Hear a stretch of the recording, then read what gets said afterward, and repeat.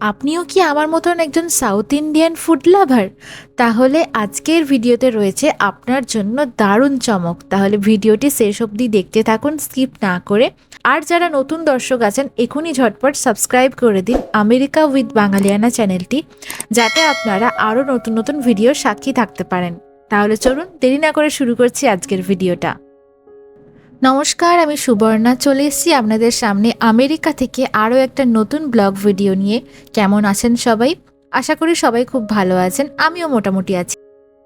এখানে যে কবে গরম থাকে আর কবে ঠান্ডা থাকে বোঝা মুশকিল। আজকে সকাল থেকে প্রচণ্ড ঠান্ডা এবং গাড়ির ওপরগুলো দেখছি হালকা হালকা বরফ জমে গেছে এবং ঘাসের ওপরেও, মানে হচ্ছে যে রাতে যে শিশিরটা পড়েছে সেটা জমে গেছে, আলাদা করে বরফ কিছু পড়েনি। তো ওটাই হচ্ছে ব্যাপার। আজকে আমি বানিয়ে দেখাবো সাউথ ইন্ডিয়ার একটা ফেমাস ফুড, ভেজ পোঙ্গাল, এবং তার সাথে টমেটো চাটনি, যেটা এর স্বাদকে দ্বিগুণ করে তোলে। এর জন্য আমি কেটে নিয়েছি এখানে কিছুটা টমেটো, একটা গোটা পেঁয়াজ কুচিয়ে নিয়েছি, আর নিয়েছি সাথে কারি পাতা, রসুন কুচি, শুকনো লঙ্কা, কাঁচা লঙ্কা, আর কিছুটা ধনেপাতা। এবার কড়াইতে ফোড়ন দিয়ে দিতে হবে জিরে, আর তার সাথে দিয়ে দিতে হবে ওই যে উড়াদ ডালটা। এরপর উড়াদ ডাল মানে এটাকে বাংলাতে হয়তো বিরির ডাল বলে থাকে, আই ডোন্ট নো। আর এরপরে দিয়ে দিলাম হচ্ছে শুকনো লঙ্কা। শুকনো লঙ্কাটা ফোড়ন দিয়ে এবার ভালোভাবে নাড়তে হবে। কড়াইতে কিন্তু বেশ কিছুটা তেল দিতে হবে। এরপরে এখানে রসুন কুচিগুলো দিয়ে দিলাম ফোড়নে। এরপরে কিছুটা কারি পাতাও দিয়ে দিলাম ফোড়নে। এর মধ্যে এবার অ্যাড করে দেব কাঁচা লঙ্কাগুলো। ব্যাস, এটা এবার একটু হতে দিতে হবে। এরপরে দিয়ে দেবো পেঁয়াজ কুচিটা। এবার পেঁয়াজটা ভালোভাবে ভাজতে হবে কালার আসা অবধি। তো আমি এখানে পেঁয়াজটা দিয়ে দিয়েছি। এই চাটনিটার স্বাদ কিন্তু দারুণ খেতে, একবার বাড়িতে বানিয়ে দেখবেন। এই ধরনের যে চাটনি হয় আমারও সত্যিই জানা ছিল না, বাট যখন থেকে আমি এটা দেখেছি আমি তো এটার প্রেমে পড়ে গেছি। আর সাউথ ইন্ডিয়ান ফুড খেতে আমার ভীষণ ভালো লাগে, বিশেষ করে ধোসা। বাট আমি ধোসা বা ইডলি বানানোর কখনো চেষ্টা করিনি বাড়িতে, কারণ ওগুলোর জন্য আলাদা পট, মানে আলাদা পাত্র চাই। সেই সমস্ত ব্যবস্থা তো আমাদের বাঙালিদের বাড়িতে মোটামুটি থাকে না, তবে এখানে পাওয়া যায় সবই। তো যাই হোক, এখানে আমি এবার একটু হলুদ দিয়ে দিলাম এই মশলাটার মধ্যে ভাজার জন্য। এরপরে দিয়ে দেবো অনেকটা কাশ্মীরি লঙ্কা। কাশ্মীরি লঙ্কাটা দিতে হবে একটু কালার আনার জন্য। এবার আপনারা পরিমাণ মতন দিতে পারেন, আপনারা চাইলে এটাতে কমও দিতে পারেন, কোনো অসুবিধা নেই। তো আমি একটু একটু বেশিই দিয়েছিলাম এখানে। তো যাই হোক, এবার এটা একটু ভাজা ভাজা হয়ে গেছে। এরপরে আমার কাছে ছিল সাম্বার মশলা। সাম্বার মশলা এটা অপশনাল, যদি থাকে তাহলে দিতে পারেন, না থাকলে কোনো অসুবিধা নেই। এরপরে যে টমেটোগুলো কুচি কুচি করে কাটা ছিল সেই টমেটোগুলো এর মধ্যে অ্যাড করে দিতে হবে। ব্যাস, এরপর এটার মধ্যে আর কোনো ঝামেলাই নেই, আর কিছু করতেও হবে না। জাস্ট এটাকে একটু নাড়াচাড়া করে এরপরে ধনেপাতাটা ছড়িয়ে দিতে হবে ওপর থেকে। এরপর একটু নুন দিয়ে দিতে হবে।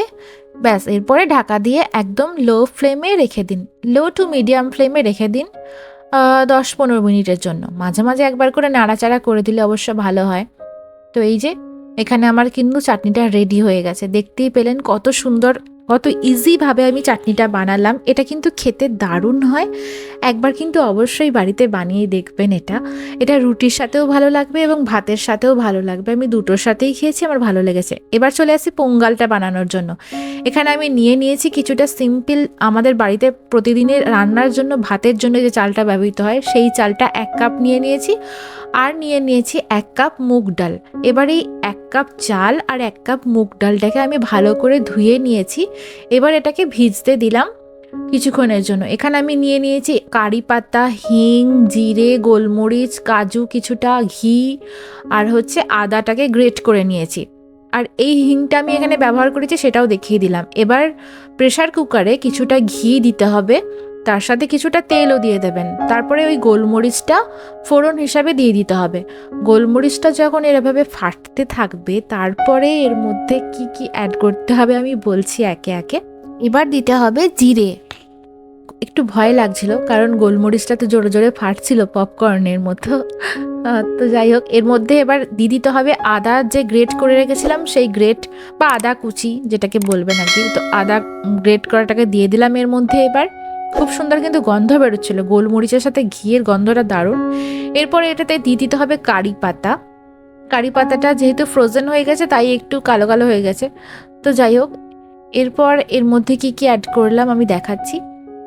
এরপর যে হিংটা আমি জলে গুলে রেখেছিলাম সেই হিংটা দিতে হবে, আর তার আগে কাজু কিশমিশ বেশি করে থাকলে দিতে পারেন, আমার কাছে অল্পই ছিল তাই আমি অল্পই দিয়েছি। এরপরে ওই চাল আর ডালটা যেটা ভিজিয়ে রেখেছিলাম সেটা দিতে হবে, আর নুন দিয়ে ঢাকা দিয়ে দিতে হবে। এবার আমি বলি যে কতগুলো মানে কত কাপ জল আমি দিয়েছি। যেটা 1 কাপ চালের জন্য আমি দিয়েছি 2 কাপ জল, আর 1 কাপ ডালের জন্য আমি দিয়েছি 2 কাপ জল, আর 1/2 কাপ জল আমি এক্সট্রা দিয়েছিলাম। তারপরে 2-3টে সিটি দিয়ে সঙ্গে সঙ্গে কিন্তু ঢাকনাটা খুলে নিতে হবে, প্রেশার কুকারে রেখে দিলে হবে না। তারপরেই ব্যাস এই যে রেডি হয়ে গেছে গরম গরম পোঙ্গাল। এটা কিন্তু খেতে দুর্দান্ত হয়েছিল। অবশ্যই একদিন ট্রাই করে দেখবেন এবং আমাকে জানাবেন যে কেমন লেগেছে। আমি কিন্তু আপনাদের কমেন্টের অপেক্ষায় থাকলাম। যারা ভিডিওটা দেখে ভাবছেন যে কবে বানাবো, দেরি না করে এখনই বানিয়ে ফেলুন। তাহলে আসি, দেখা হচ্ছে আবার পরের কোনো ভিডিওতে। টাটা, সবাই ভালো থাকবেন।